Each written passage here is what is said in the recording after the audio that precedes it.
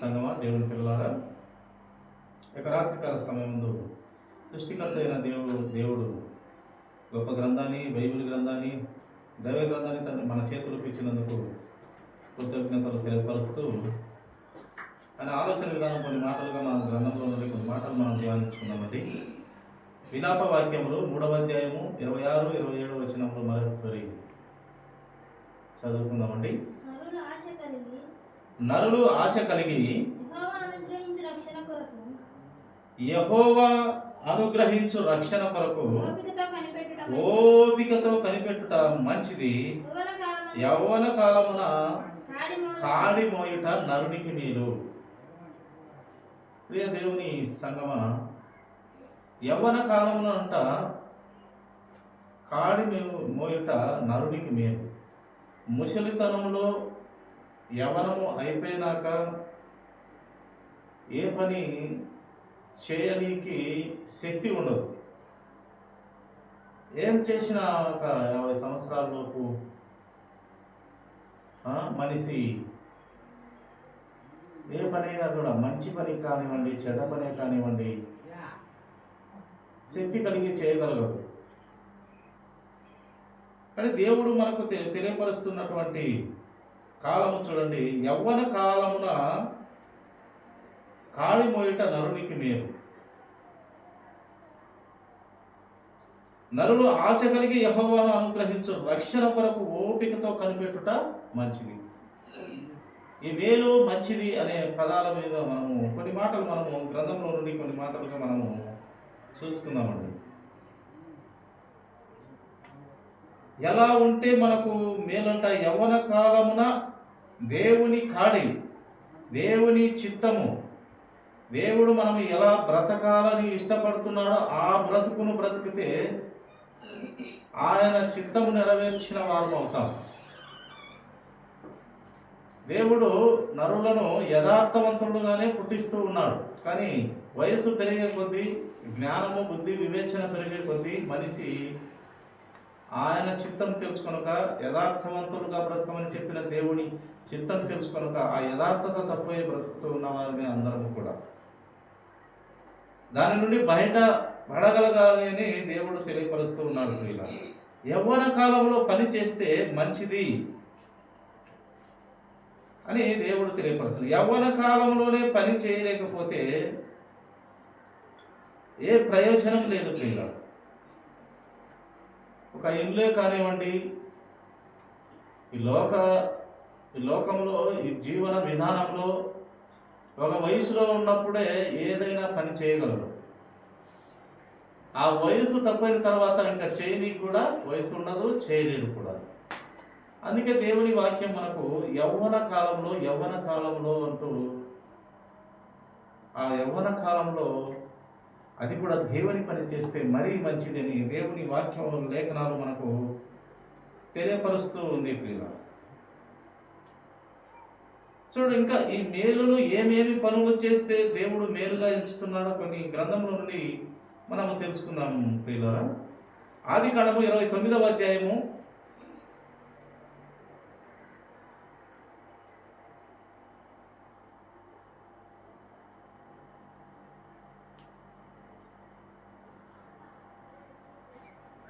19వ వచనము మాట చదువుకోండి.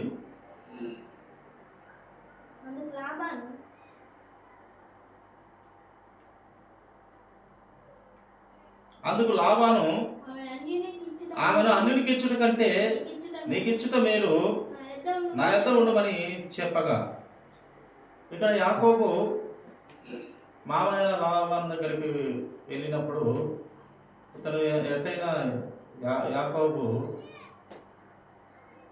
దేవుడిని ఎరిగినటువంటి వాడు కనుక ఆయనకు 2 కుమార్తెలు ఉన్నారు. 2 కుమార్తెలలో ఒక కుమార్తెను ఇవ్వాలనుకున్నప్పుడు ఆయన అంటున్నటువంటి మాట, లాబాను ఆమెను అన్యునికిచ్చుట కంటే నీకిచ్చుట మేలు, నా యొద్ద ఉండమని చెప్పినాడు.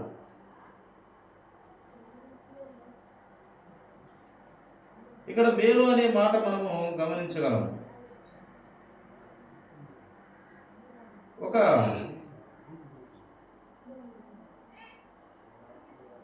యవనంలో ఉన్న స్త్రీ కానివ్వండి, పెరిగి ఎదిగినటువంటి స్త్రీ కానివ్వండి, ఒక అన్యునికి ఇవ్వకూడదని దేవుని వాక్యం మనకు తెలియపరుస్తుంది. దివ్య గ్రంథము, బైబిల్ గ్రంథము ఏం తెలియపరుస్తుంది? సృష్టికర్త అయిన దేవుణ్ణి తెలుసుకోలేని వానికి అసలు వానికి విశ్వాసంలో ఉన్నటువంటి లేదా నిరీక్షలో ఉన్నటువంటి లేదా ప్రభు రక్తంలో కడగబడినటువంటి స్త్రీలను ఇవ్వకూడదని బైబిల్ గ్రంథము ఒక నియమము, ఒక ఆజ్ఞగా, ఒక కట్టడగా ఒక విశ్వాసి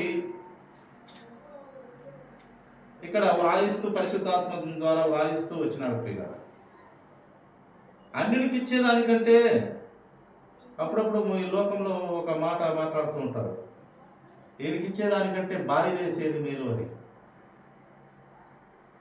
ఎందుకు ఇక్కడ అన్యుడికి ఇచ్చేదానికంటే నీకు ఇచ్చుట మేలు అంటున్నాడంటే, దైవ భయం కలిగిన పిల్లలను ఇచ్చినా, పిల్లలను చేసుకున్నా, ఇచ్చినా, ఇచ్చిపుచ్చుకోవడాలు జరిగినా కూడా ప్రభు ఎరిగిన కుటుంబాలను చేర్చుకోవడం కానీ ఇచ్చుకోవడం కానీ జరిగితే అది మేలుకే కానీ మంచిది. కానీ దైవ భయం లేని, దేవుని రక్షణ లేని పిల్లలకు ఇవ్వకూడదు, చేసుకోకూడదు అనేది ఒక బైబిల్ గ్రంథంలో మనకు ఒక నియమం. ప్రియుల, ఇది ఒక మేలుగా గ్రంథంలో మనకు వ్రాయిస్తూ వచ్చినాడు పరిశుద్ధాత్మ దేవుడు. కనుక ఆడపిల్లలను లేదా మగ పిల్లలే కానివ్వండి, ఒక విశ్వాసి ఇవ్వటము లేక నిరీక్షణ కలిగి విశ్వాసి అయినటువంటి కుటుంబంలో చేసుకోవడము శ్రేయస్కరం అని మనకు బైబిల్ గ్రంథము చెప్పకనే చెప్తున్నటువంటి, పరిశుద్ధాత్మతో కూడుకొని తెలియపరుస్తున్నటువంటి విషయం లేదు. ఇక్కడ ఇది మేలు అంటూ మనకు గ్రంథంలో వ్రాయిస్తూ వచ్చినాడు. అలాగే ఇంకా ఏమి మేలు మనము దేవుని ఆలోచన విధానంలో, దేవుని గ్రంథంలో ఇంకా కొన్ని మేలులు కొన్ని మనము గ్రంథంలో పరిశీలిస్తామండి. కీర్తన గ్రంథము 95వ అధ్యాయము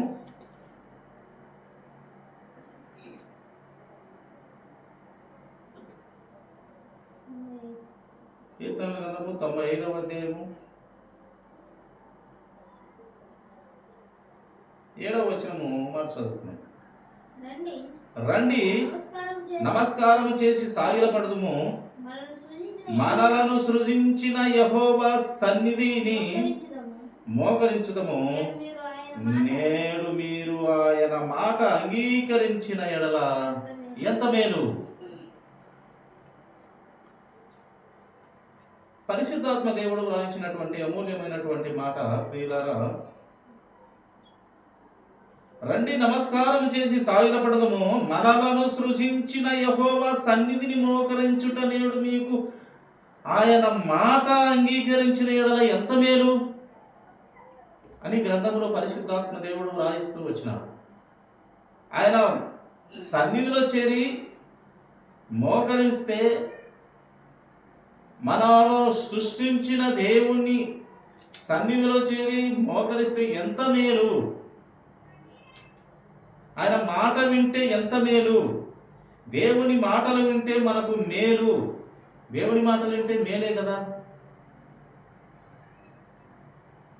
దేవుని మాటలు ఒక మనిషిని క్రమంలో పెడుతుంది, సత్యంలో నడిపిస్తుంది, తన బ్రతుకు చెడ్డదైన బ్రతుకును తెలియజెప్పి క్రమమైన బ్రతుకు చూపిస్తుంది, నడిపిస్తుంది. కనుక దేవుని ప్రతి ఆలోచన విధానము మనకు మేలును చేసేటి ప్రియుల. కనుక ఇక్కడ భక్తుడు వ్రాయించినటువంటి మాట, రండి నమస్కారం చేసి సాగిలపడదము, మనలను సృజించిన యెహోవా సన్నిధి మోకరించుదము. నేడు మీరు ఆయన మాట అంగీకరిస్తే మీకు ఎంత మేలు, మనకు ఎంత మేలు. ఆయన మాట వింటే మనకు మేలు. సృష్టికర్త అయిన దేవుని ఆలోచన విధానము, ఆయన కట్టడలు, విధులు, శాసనాలు, ఆజ్ఞలు గైకొని ఆయన మాటలు వింటే, ఆయన గ్రంథము చదివితే అన్ని మేలులుగా మనము గ్రంథంలో చూస్తూ ఉన్నాం ప్రియుల. అదే కీర్తన గ్రంథము 118వ అధ్యాయము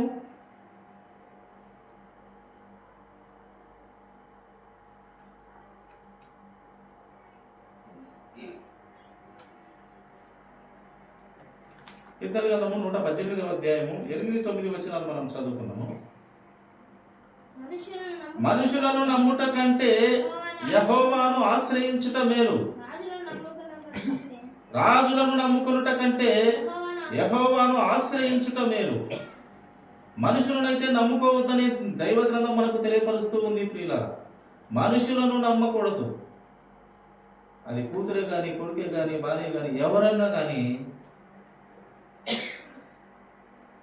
ఈ లోకంలో జీవన విధానంలో ప్రతీది దేవుని మీద భారం కలిగి బ్రతకాలి. దేవుని నమ్ముకొని బ్రతకాలి. దేవుడే మనకు ఏమైనా చేయగలిగిన సమర్థుడు. అది నమ్ముకున్నప్పుడు మనకు మంచి జరుగుతుంది, కానీ దేవుని నమ్మినప్పుడు మంచి జరుగుతుంది. కానీ ఈ మనిషిని నమ్మితే ఏం మంచి జరుగుతుంది? అసలు రేపు బ్రతుకుతాడో లేడో ఈ మనిషిని నమ్ముకుంటే ఏం జరుగుతుంది? ఆశ పెట్టుకుంటే ఏం జరుగుతుంది? ఏం జరగదు. మనమంతా కూడా మనిషిగా పుట్టిన మనం అందరం కూడా రేపటి వారం అయితే మనము కాము. ఈ రోజు వారమే, నిన్నటి వారమే, రేపటి వారము కాదు. మనం రేపటి దినము మంది కాదు. ఈ దినము బ్రతికున్నంతసేపు, ఈ క్షణములో బ్రతికున్నంతసేపు మనము ఈరోజు వారం లేక నిన్నటి వారం, రేపటి వారం అయితే మనము కాము. కానీ సృష్టికర్త అయిన దేవుడు, ఎప్పటికీ ఉన్నవాడు అనువాడు అయిన దేవుని నమ్ముకోవాలి. రేపు మన జీవితమే లేని మనిషిని నమ్మేదానికంటే లేదా రాజులను నమ్మేదానికంటే దేవుని ఆశ్రయించుట మేలు. అందుకే ప్రతిదీ దేవుని మీద ఆధారపడడం మనకు మంచిది. మన ఇంట్లో గల ఒక తిండి భత్యము లేకుండా, ఆర్థిక ఇబ్బందులు ఉన్నా, సమస్యలున్నా, బాధలు, రోగాలు ఏది ఉన్నా మనము దేవుని ఆశ్రయించాలి. దేవుని మీద ఒక నమ్మకము, ఒక నిరీక్షణ, ఒక పట్టుదలతో మనం ఉన్నట్లయితే దేవుడు సమకూరుస్తాడు. కానీ మనిషి ఏమి చేయలేని వాడు. కాబట్టే దేవుడు మనుషులను నమ్ముకుంటా కంటే యెహోవాను ఆశ్రయించుట, సృష్టికర్తను ఆశ్రయించుట మనకు మంచిది, మేలు అని గ్రంథంలో మనకు చాలా చక్కగా వ్రాయించినాడు పరిశుద్ధాత్మ దేవుడు. ప్రియుల, రాజును నమ్ముట కంటే యెహోవాను ఆశ్రయించుట మేలు, మనుషులను నమ్ముట కంటే యెహోవాను ఆశ్రయించుట మేలు. ఇది మేలైన విషయం. దేవుని ఆశ్రయించుట, దేవుని మీద నమ్మకం ఉంచుట మనకు మంచిది, మనుషులమైన మనందరికీ మంచిది. కానీ ఎవరి మీదో, భార్య మీదనో, తల్లిదండ్రుల మీదనో, కూతురు మీదనో, కొడుకు మీదనో, ఇంకా అక్క చెల్లెలు, అన్నదమ్ములు, వీళ్ళందరూ ఇరుగు పొరుగు ఏదైనా కానివ్వండి, ఆశ దేవుని మీద, నమ్మకము దేవుని మీద ఉంటే మంచిది. కానీ లోకము కానీ, లోకంలో ఉన్న రాజు కానీ, లోకంలో ఉన్న మనిషి కానీ ఏమి చేయలేడు అని దైవ గ్రంథము, దేవుని వాక్యము మనకు స్పష్టంగా పరిశుద్ధాత్మ దేవుడు వ్రాయిస్తూ వచ్చినాడు. ప్రియుల, మనము ఒక ఆశ కలిగి ఉండాలి అన్నా, ఒక మంచి నిశ్చయతో ఉండాలన్నా, ఆ నిశ్చయత, ఆ మంచి ఆశ మనము జీవింపజేస్తుంది. ఆ జీవానికి అధిపతి అయిన దేవుడే దానికి మనకు మేలు చేస్తాడు. కానీ ఈ లోక సంబంధమైన ఏది కూడా మనకు మేలు లేదు. మనుషుల వల్ల ఏ మేలు లేదు. అందుకే మనుషులను నమ్ముట కంటే దేవుని యెహోవాను ఆశ్రయించుట మేలు. రాజును నమ్మేదానికంటే, అధికారులను నమ్మేదానికంటే దేవుడే దేవుడే దేవుడే దేవుడిని నమ్మాలి. ఎందుకంటే మనము సృష్టించి ఈ లోకం మీదకి పంపించింది ఆయనే. మళ్ళీ నా దగ్గరికి రావాలనైనా, నీవు రావాలమ్మా నా కుమార్తె, ఎలా రావాలి నీవు? ఇది పాపపు లోకము. ఇక్కడ మంచి చేసినా, చెడ్డ చేసినా పాపపు లోకమే. నా దగ్గరికి రావాలంటే నీ క్రియలు నాలాంటివిగా ఉండాలి, అనగా దేవుని క్రియలుగా ఉండాలి. దేవుని పరిశుద్ధతతో,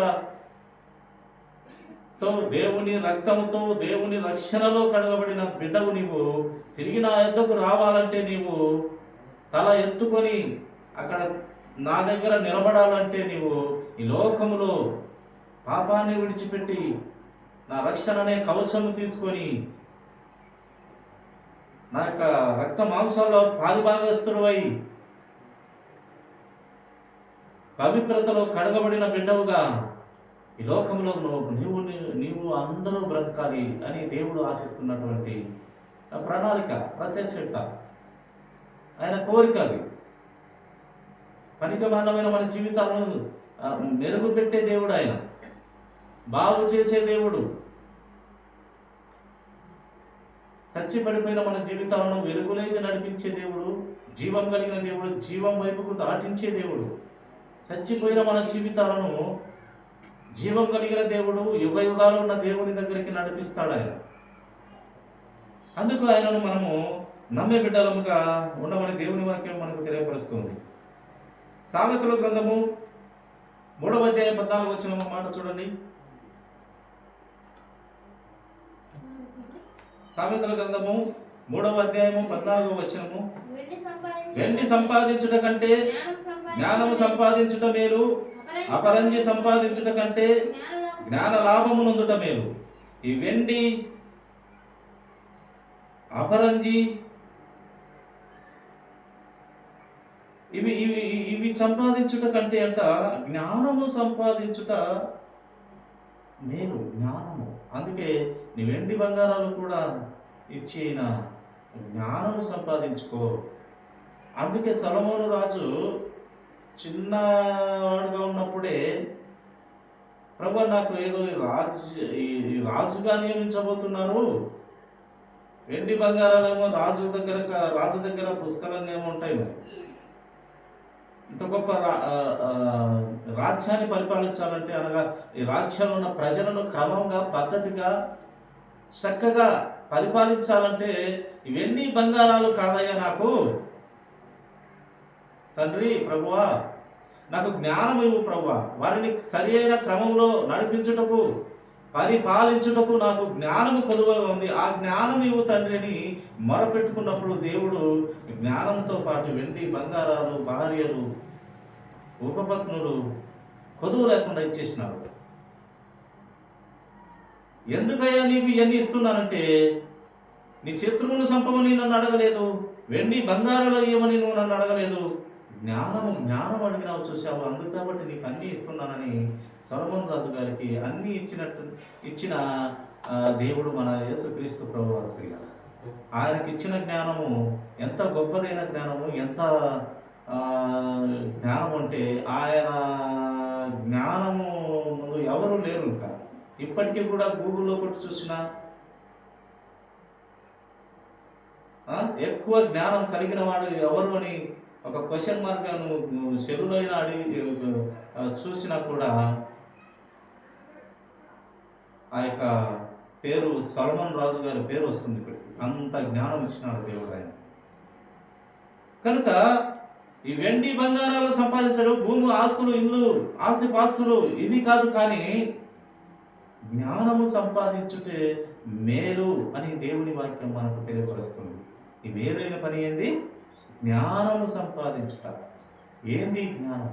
ఈ జ్ఞానం లేకనే నా ప్రజలు నశించిపోతున్నారు. జ్ఞానం లేక ఎంతో మంది నిజంగానే నశించిపోతున్నారు.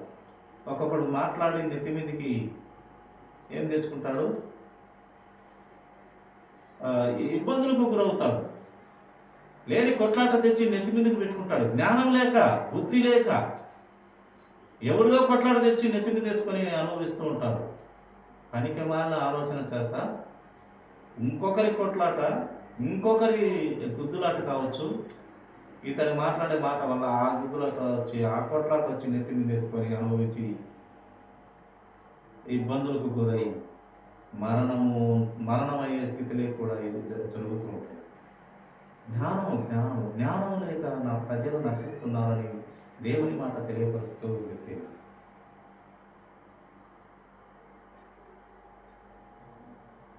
ఇంకా దేవుడు ఈ మేలు విషయంలో ఇంకా ఏమి తెలియపరుస్తున్నారు? కొన్ని మాటలు, 2 మాటలు చూసుకొని ముగించుకుందామండి. 15వ అధ్యాయము సామెతల గ్రంథము 15వ అధ్యాయము 16వ వచనము మాట చదువుతున్నాము. నెమ్మది లేకుండా విస్తారమైన ధనముండుట కంటే యెహోవా యందలి భయభక్తులతో కూడా కొంచెము కలిగి ఉండుట మేలు. విస్తారమైన ధనం ఉండుట కంటే, కుటుంబంలో శాంతి సమాధానం లేకుండా విస్తారమైన ధనం ఉండుట కంటే, నెమ్మది లేకుండా, ధనం అయితే ఉంటుంది, నెమ్మది ఉండదు.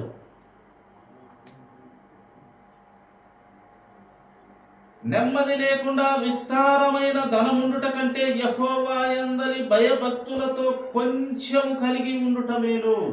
దేవుని భయముతో కొంచెమే, తక్కువ ధనమే, తక్కువ ఆస్తే, దేవుని భయములో కొంచెం ఆస్తేనా నీకు పర్వాలేదు, అది మేలు, అది మంచిది అని దేవుని వాక్యం మనకు వివరిస్తుంది, తెలియపరుస్తుంది దివ్య గ్రంథము. కొంచెమునైనా సంతోషము ఉండాలి, నెమ్మది ఉండాలి. కొంతమందికి ఎంతున్న తృప్తి ఉండదు, బ్రతుకంతా ఎంపర్లాడమే ఉంటుంది, జీవితం అంతా ఎంపర్లాడమే ఉంటుంది. కొంచెములో తృప్తి పొందే నరుడికి మేలు. కొంచెములో, అది యెహోవా యందలి భయభక్తులతో కొంచెంతో మనకు మేలు అని గ్రంథం మనకు వివరిస్తుంది. గ్రంథము ప్రతి మనిషిని ముత్యములాగా, ఒక వజ్రంలాగా తయారు చేస్తుంది. దివ్య గ్రంథము, బైబిల్ గ్రంథము, పరిశుద్ధ గ్రంథము ఒక పాడుబడిన మనిషిని, ఒక పనికిమాలిన మనిషిని, ఒక పవిత్రుడు కానేరని పురుగు వంటి మనిషిని ఏమిలా తయారు చేస్తుంది? ఒక గొంగలి పురుగు లాంటి మనిషిని సీతాకోక చిలుకగా మారినట్టుగా ఒక పనికిమాలిన మనిషిని బైబిల్ గ్రంథము ఒక వజ్రంలో, ఒక పనికొచ్చే వ్యక్తిలాగా, ఒక పనికొచ్చే బిడ్డవుగా అందరినీ చెక్కి పడేస్తుంది. క్రమంలో పెడుతుంది, పద్ధతిలో పెడుతుంది, భయభక్తులు నేర్పుతుంది, దిద్దుబాటు తత్వాన్ని నేర్పిస్తుంది, తగ్గింపు నేర్పిస్తుంది, లోబడుట నేర్పిస్తుంది. వాక్యంతో ఇన్ని ప్రయోజనాలు మనుషులకు ఉన్నాయి. ప్రియుల, చివరి మాటగా ప్రసంగి గ్రంథము 7వ అధ్యాయము 1వ వచనం ఒక మాట చదువుకొని ముగించుకుందాము.